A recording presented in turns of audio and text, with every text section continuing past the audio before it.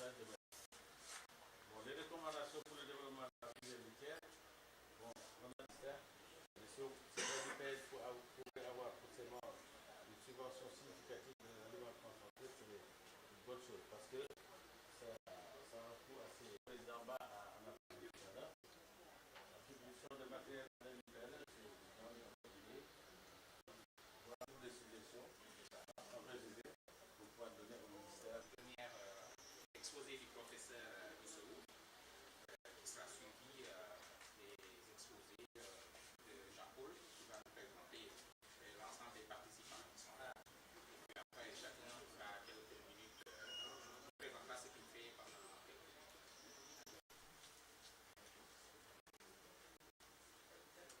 Donc, monsieur le représentant de madame le secrétaire cette présentation. Donc, il faut dire que les produits de cette production sur les aspects environnementaux. Alors, d'abord sur les aspects. Malheureusement, dans nos conditions, les autorités, aujourd'hui, qu'est-ce que les différentes races produisent? Mais il ne faut pas perdre de vue non plus. Il ne faut pas perdre de vue non plus. Et donc, il faut bien le réfléchir avant de l'installer. Il peut impacter sur la quantité et la qualité donc, des produits, mais comme vous pouvez le voir donc, dans ce cas, lorsque le logement est mal réfléchi, il peut aussi impacter bien sûr la santé et donc la qualité donc, des produits. Alors, il est important, je disais, de protéger les animaux contre donc, le stress thermique à travers donc l'orientation du bâtiment. L'orientation nord-est, ça me paraît extrêmement important dans nos pays, des ouvertures donc au sommet et donc la qualité du matériau donc de construction.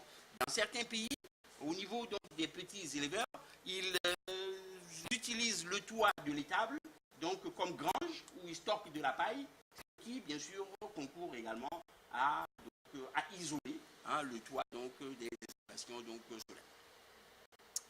Alors, bien sûr, le logement doit être facile à nettoyer, donc comme on le voit ici, au Sénégal, en général, on utilise le sable au niveau de l'aire de couchage, mais il y a des expériences dans d'autres pays où, en plus donc d'avoir une aire de couchage qui est en ciment, qui est en dur, il y a donc des matelas qui sont conçus spécialement donc pour les vaches et avec donc du matériau relativement rustique. On peut concevoir des loges permettant, bien sûr... alors, il y a ici l'aire d'exercice, ça se voit peut-être pas très bien, l'aire d'exercice qui est là et qui doit être en béton et faciliter, bien sûr, donc, le nettoyage. Alors, vous voyez que lorsque le bâtiment est relativement donc, mal conçu, ça peut entraîner des vaches qui sont couchées dans la boue. Alors, autre élément, donc, le bâtiment doit avoir un bon plan de masse. Un bon plan de masse, c'est-à-dire faire en sorte à optimiser la main-d'œuvre. J'ai pris exprès une étable que j'ai photographiée en France, où, comme on le voit, on voit l'étable qui est là, juste derrière, il y a la salle de traite, et en face, juste en face du couloir d'alimentation, il y a le silo. Le silo donc d'enfilage, ce qui fait donc qu'il y a très peu de perte de temps, aussi bien pour les bâchers que pour les animaux, donc dans l'optimisation. Alors, c'est un modèle relativement simple, à base de matériaux donc, locaux, développés dans des pays africains, où, comme on le voit aussi, voilà, c'est relativement compact, le traite à côté, le veau qui n'est pas loin, et bien évidemment, on voit ici donc, la fosse à lier ou donc à tuer, ce qui permet donc vraiment de régler un certain nombre de problèmes. Alors, il y a l'alimentation aussi, on m'a dit d'en parler assez rapidement. Alors, son rôle, on ne va pas rester là-dessus, parce que dans les pays sahéliens, où il pleut que 3 mois dans l'année, l'alimentation de la vache laitière est une grosse problématique. Le général en a parlé, il a donné ses résultats qui montrent qu'il y a un gros défi pour aussi bien de la recherche pour les éleveurs, de faire en sorte qu'on trouve des solutions permettant d'extérioriser le potentiel donc, des animaux. Comme vous voyez sur cette étude que nous avons réalisée donc, au Sénégal, du côté de et de Touba, on se rend compte que lorsqu'on prend la consommation du lait et l'alimentation, le coût de l'alimentation, il représente de 80 à 92%. 80 à 92% du coût de production, c'est dire toute l'importance, bien évidemment, donc quelle que soit la race. Hein, donc c'est dire toute l'importance donc, de l'alimentation, d'autant plus que elle va avoir un impact sur la production, on l'a vu, elle va avoir un impact sur la santé et un impact donc sur la qualité du lait.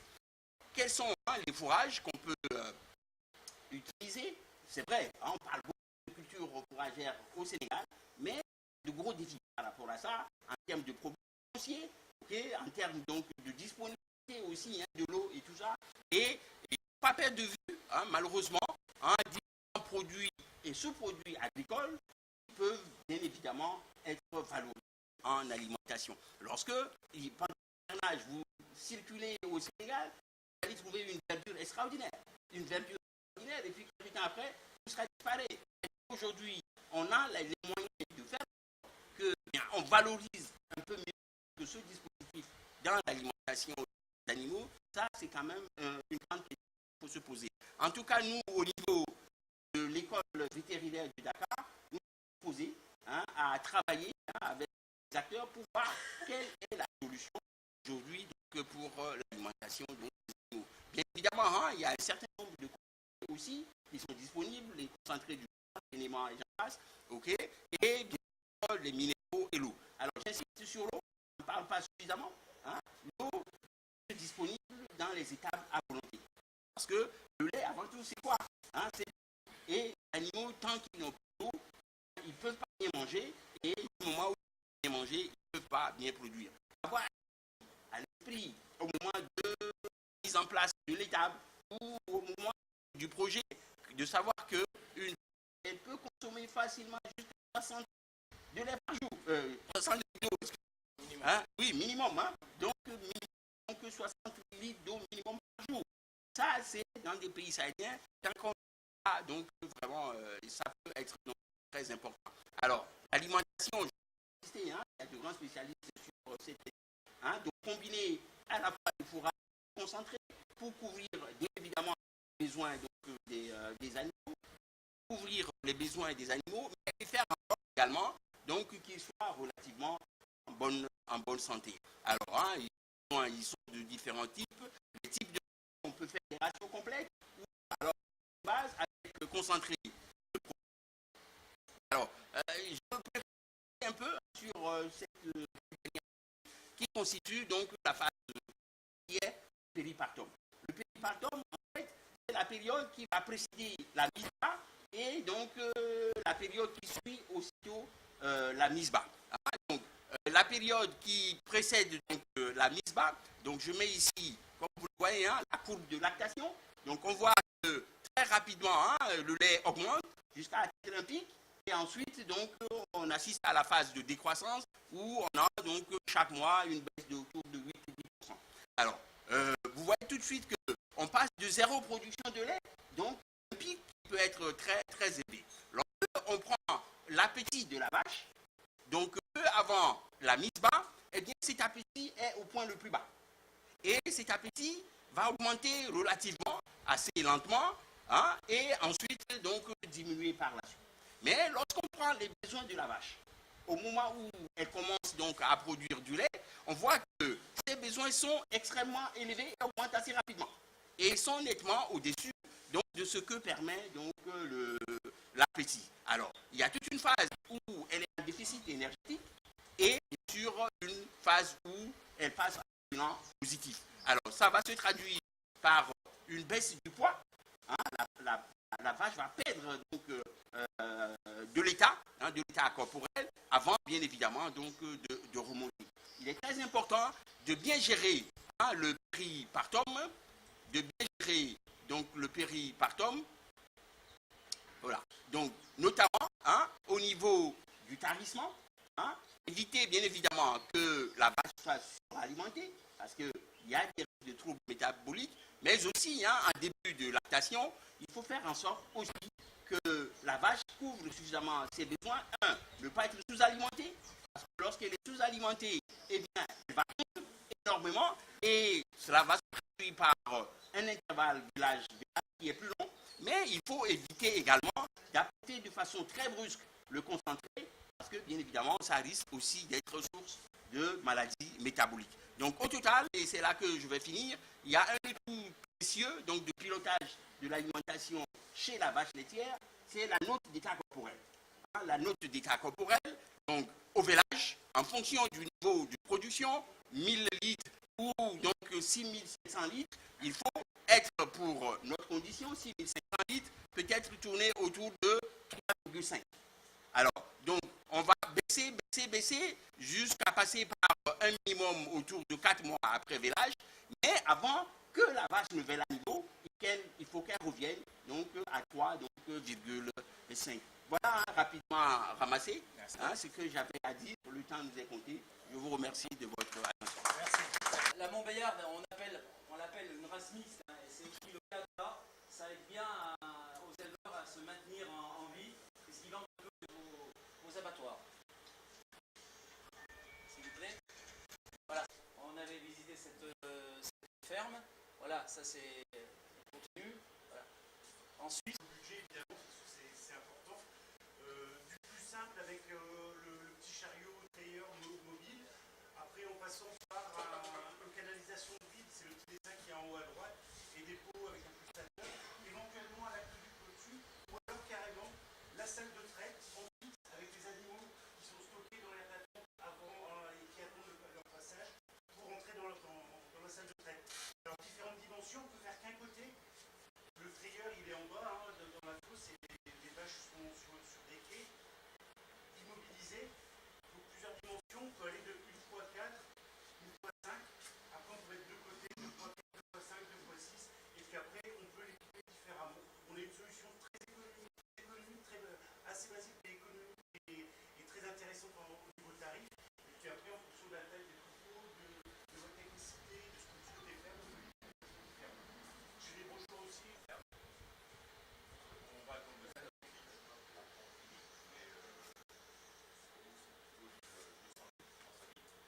Nous avons donc aussi du matériel en occasion.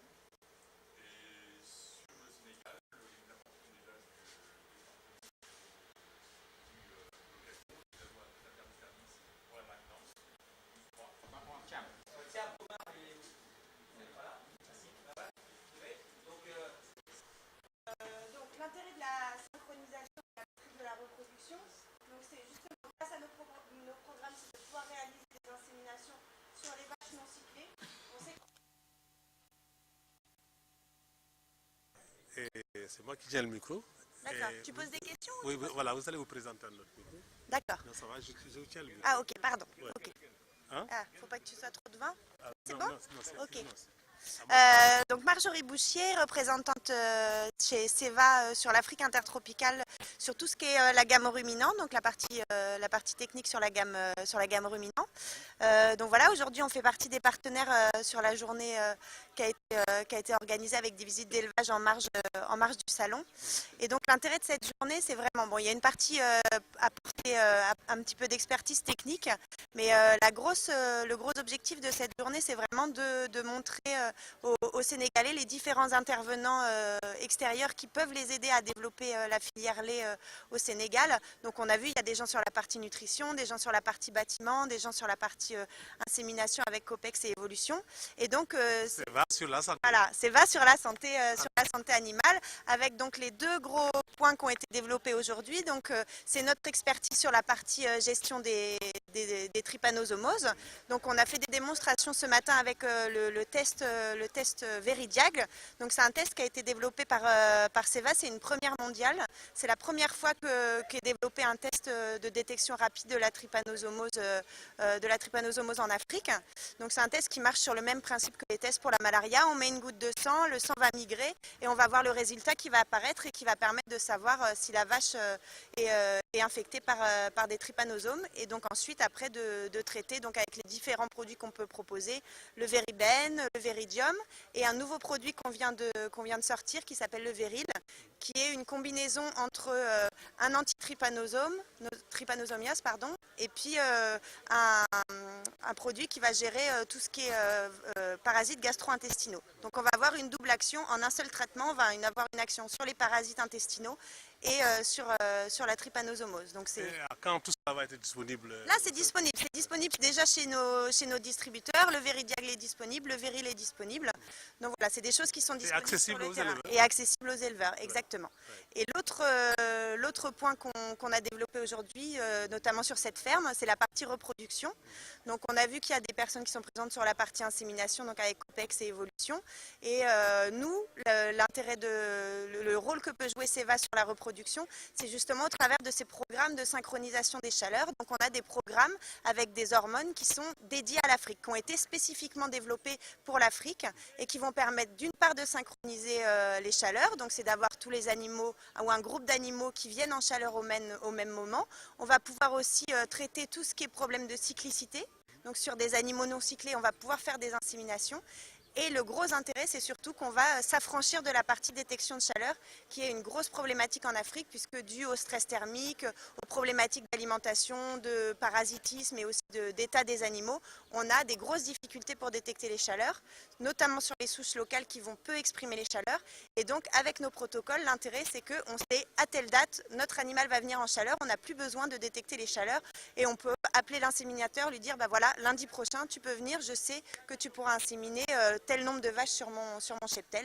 Donc voilà, c'est des choses qui vont vraiment permettre d'améliorer la génétique et d'améliorer par là la production laitière en Afrique. Alors, merci pour toutes ces informations sur l'état actuel, en tout cas, de l'évolution génétique au niveau de Ceva Santé. Merci à vous en tout cas. Voilà. Voilà, bonjour et présentez-vous à notre micro. Oui, bonjour, Jean-Paul Brun. Je travaille pour Copex Montbéliard, qui est une coopérative de sélection et d'exportation de vaches montbéliardes. Alors, faites-nous un peu l'économie de votre présentation, en quelques minutes. Donc, le résumé de ma présentation. Oui. Nous sommes une coopérative où il y a 15 000 éleveurs adhérents qui sélectionnent la race montbéliarde. La race montbéliarde est une race laitière française qui a 700 000 vaches femelles en France. C'est une race qui est caractérisée par une bonne quantité de lait, puisque les vaches atteignent plus de 8 000 kg de lait par lactation par année, et qui ont aussi une bonne qualité du lait pour faire notamment du fromage, que sont des fromages très célèbres en France, par exemple le Comté, le Tome de Savoie, Saint-Nectaire, etc. etc. Mais vous avez parlé de d'autres races aussi. Voilà. Après, nous sommes spécialisés dans la race montbéliarde, nous sommes spécialisés dans la race montbéliarde. Ouais.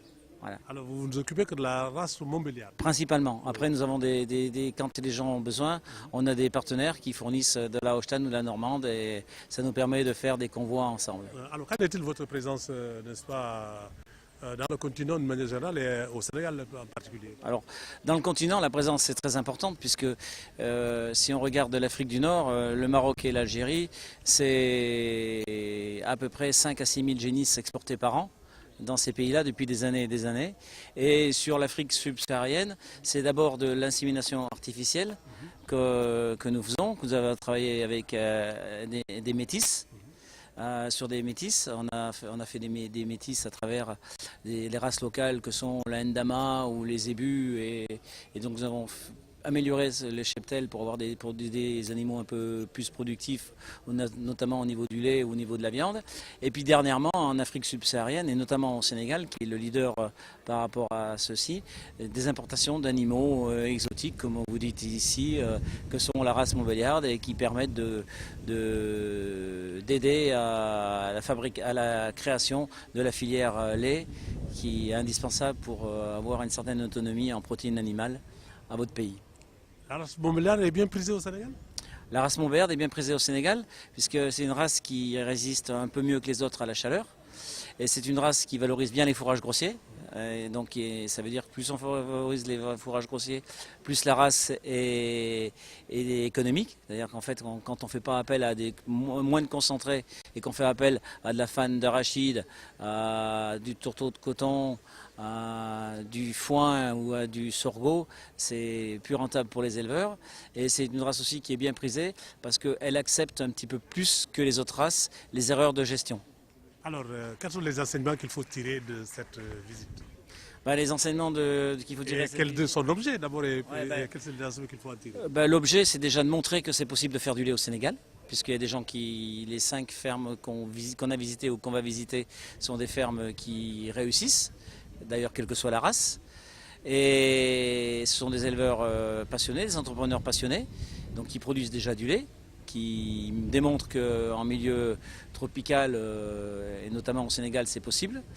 Et après, le groupe d'experts qui nous accompagne permet aussi à ces gens qui exploitent des troupeaux laitiers de répondre à des questions de logement, des questions sanitaires, à des questions d'alimentation et d'avoir un certain transfert de compétences.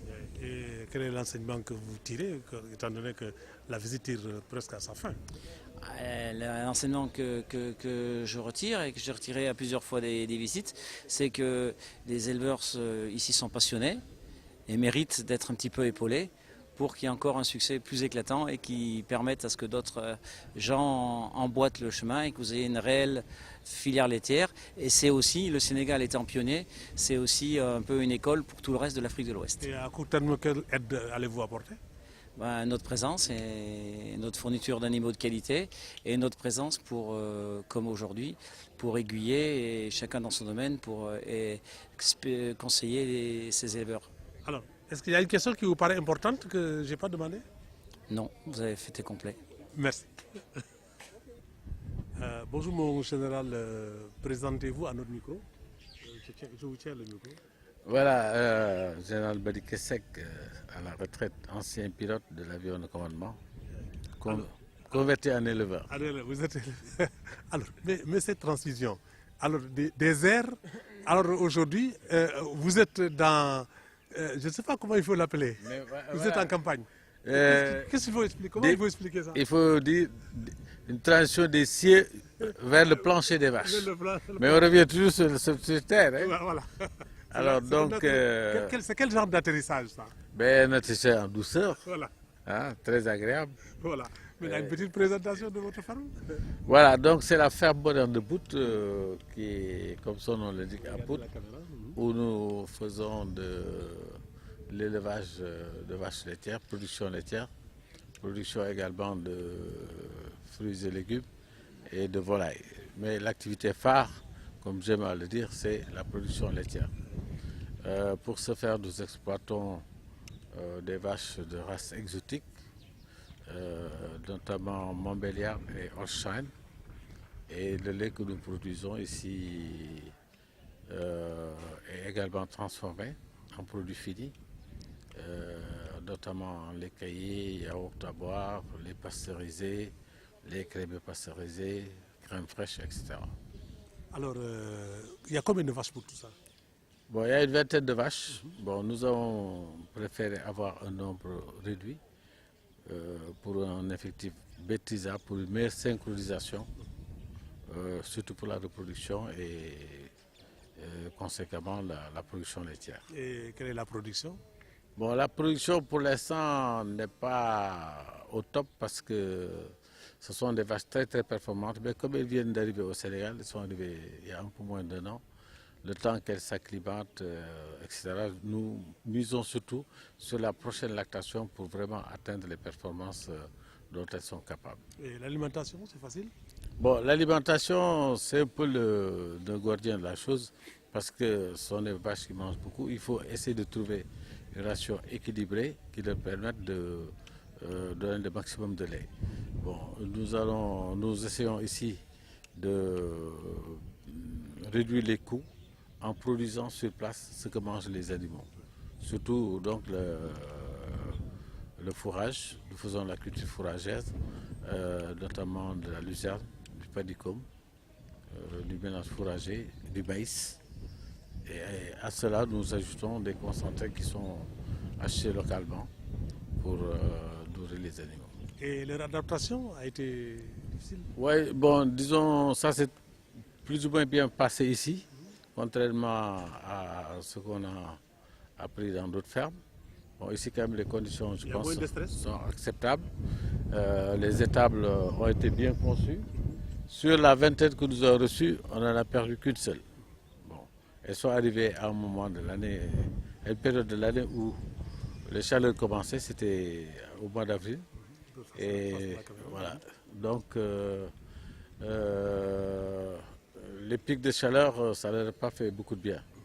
Mais bon, Dieu merci, on a bien pu négocier la traversée de cette période sans trop de pertes. Et la reproduction?